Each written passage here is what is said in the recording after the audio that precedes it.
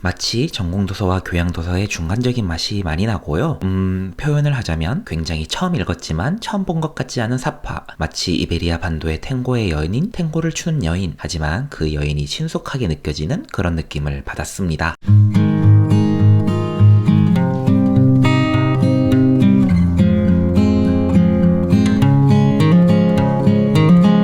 안녕하세요, 곰사장입니다. 북극 서점에 와주셔서 감사합니다. 오늘 아무 말이나 해볼 책은 베른트 브루너의 과일 길들이기의 역사입니다. 인류와 함께 해온 과일들의 역사를 다루고 있습니다. 인류의 첫 재배 과일인 올리브 나무에서부터 18세기 프랑스의 천재 정원가가 키운 사과, 배, 과수원 이야기, 미국의 대형 사과 과수원이나 예술가들이 좋아했던 과수원 이야기 등 과일나무의 역사, 예술, 식물학 등의 이야기가 펼쳐집니다. 이 책의 백미는 뭐니뭐니 해도 책 속에 부록된 사파와 일러스트인데요. 책이 정말 예쁘게 되어 있어서 보는 내내 즐거웠어요. 주고 싶은 별점은 3개. 알아도 쓸데없는 지식을 얻는 걸 좋아하시는 분들, 과일과 함께 오랜 시간간 여러 나라를 여행해보고 싶은 분들, 예쁜 책을 보고 싶어 하시는 분들께 추천해드리고 싶습니다. 그럼 우선 책 표지부터 같이 살펴볼까요? 그림들이 정말 빽빽하게 자리 잡았네요. 과일에서 제목, 부제, 지은이와 출판사까지 과수원에 사과나무 열려있듯 빽빽합니다. 이 책은 읽어보면 훨씬 호감이 생기는데요. 군데군데 자리 잡은 아름다운 과일들의 그림과 색지로 둘러싼 내용들이 책을 읽는 재미를 더해줍니다. 일전에 리처드 도킨스의 마법의 비행을 소개해드린 적이 있는데요. 예쁜 일러스트와 그림들이 책 읽는 즐거움을 더욱 풍성하게 해주는 책들이었습니다.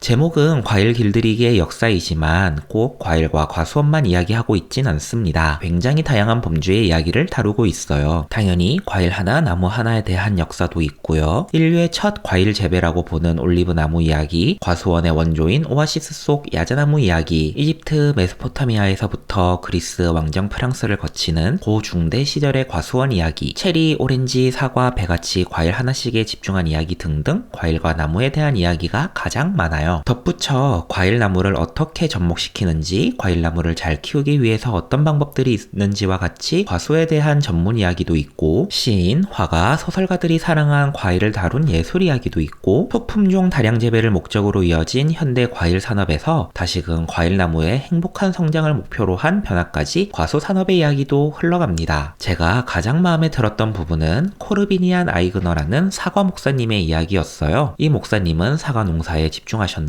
2차 대전 당시의 사람으로 나치의 눈엣가시였다고 합니다. 나치 이빨 개양을 거부하고 나치의 비판적인 발언을 하시다가 결국 체포되었는데요. 강제노역도 약용식물연구소에서 하시게 됩니다. 이후 사과들을 강제수용소 1버전부터 4버전까지 개발하세요. 단맛과 신맛이 적당히 균형 잡힌 개성 있는 사과였다고 합니다. 품종 이름을 정말 강제수용소라고 지으셨더라고요. 개발 단계에서 많은 그림도 남기셨습니다. 코르비니안 목사님을 검색하면 순수 예술가로 분류되어 나오기도 합니다. 전쟁 중에서도 과일 농사에 전념하고 자기만의 업적을 남겼다는 게 정말 대단하다는 생각이 들었어요. 이쯤 되면 이 책에 대한 감상을 남길 땐 과일에 대해 아무런 이야기를 잡아도 될 것 같지 않나요? 그래서 오늘 과감히 삼천포 드라이브를 해볼 이야기는 바로 초겨울 제철 과일인 귤 이야기입니다. 감귤 자체가 등장한 건 약 800만 년 전으로 본다고 합니다. 인도 북동부, 미얀마 북부, 중국 남동부가 원산지로 추정된대요. 귤이 우리 역사서에 등장한 건 고려 때부터라고 합니다. 곡물로 받았다는 기록이 있어요. 그래서 아마 그 전부터 키웠을 거라 추측을 하는데요. 조선시대에는 귤 재배에 대한 학문도 깊어져 귤의 생산량을 늘렸지만 그래도 무척 귀한 과일이라 거의 왕실에서만 소비했다고 합니다. 일제감정기 때 우리나라의 재래종은 사라지고 1902년 프랑스 신부가 일본에서 들여온 온주밀감을 시작으로 제주의 감귤 재배가 본격적으로 시작됐다고 합니다. 물론 우리나라의 독립 그리고 4.3 사건 등으로 제주 농촌은 감귤을 키울 여유가 없었죠. 1950년대에 와서야 제일교포 등에 의해 나무수가 증가하고 1980년대부터 재배 품종에 대한 정리가 이루어지면서 지금과 같은 귤들이 생산되었다고 합니다. 맛있는 귤을 고르는 방법은 그냥 귤은 적당히 작을수록 한라봉은 클수록 맛있다고 합니다. 꼭지가 초록색인 게 신선하고 황금색인 건 잘 익은 상태라고 해요. 그러니까 그냥 귤은 꼭지가 푸르거나 황금색이고 울퉁불퉁한데 크기가 작은 귤을 고르시면 거의 실패가 없다고 보시면 되겠네요. 후숙이 되는 과일이니까 실온에 하루 이틀 놓고 드시면 더 맛있게 드실 수 있대요. 팽팽 비타민C 하루 권장량을 채우기 위해선 귤 2개면 충분합니다. 웃기는 소리. 귤 2개 앉은 자리에서 2박스도 먹을 수 있습니다.